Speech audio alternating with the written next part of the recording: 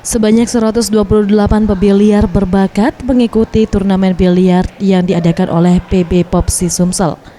Menurut Iwan Kurniawan, Ketua Harian PB Popsi Sumsel, diadakannya turnamen ini untuk melihat kesiapan atlet muda Sumsel yang akan berlaga di Porprov 2017.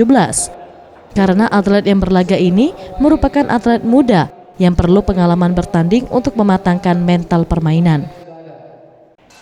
Untuk peserta yang mengikuti turnamen ini bukan hanya dari wilayah Sumsel, namun dari seluruh Indonesia, dengan format turnamen yang menggunakan sistem gugur dan memainkan nomor 10 bola. Mencari bibit-bibit cabang olahraga biliar, terutama disiplin pool untuk Sumatera Selatan.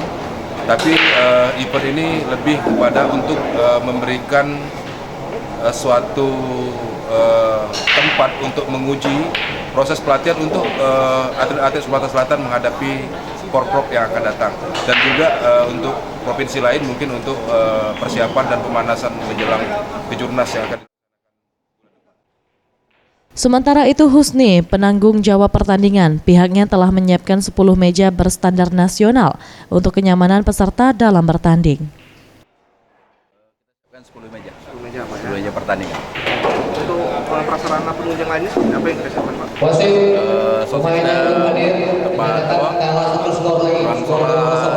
Tempat mereka untuk bersantai dulu, tempat makan kita sediakan.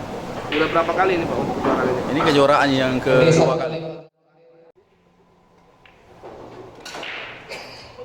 Untuk turnamen ini memperebutkan total hadiah lebih dari 50 juta rupiah. Tim Liputan Sriwijaya TV.